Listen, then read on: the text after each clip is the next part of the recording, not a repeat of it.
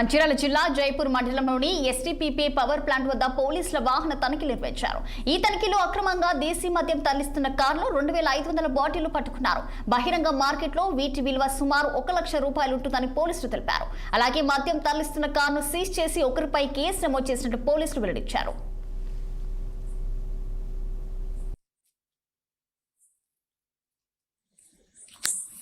ఇతను దేశీదారు మద్యాన్ని తరలిస్తుందని చెప్పి మాకు నమ్మదనే సమాచారం వచ్చింది. ఈ మేరకు జైపూర్ హెడ్ క్వార్టర్స్లో వెహికల్ చెకింగ్ చేస్తుండగా ఇతను స్విఫ్ట్ డిజైర్ కారులో దేశీదారు మద్యాన్ని తరలిస్తున్నాడు అని సమాచారం మాకు వచ్చింది. ఈ మేరకు ఇతన్ని జైపూర్ దగ్గర సీజ్ చేయడం, వెహికల్ ఆపి వెహికల్ తనిఖీ చేయగా దాంట్లో అందాజా 25 కార్టన్స్ దేశీదారు మద్యం,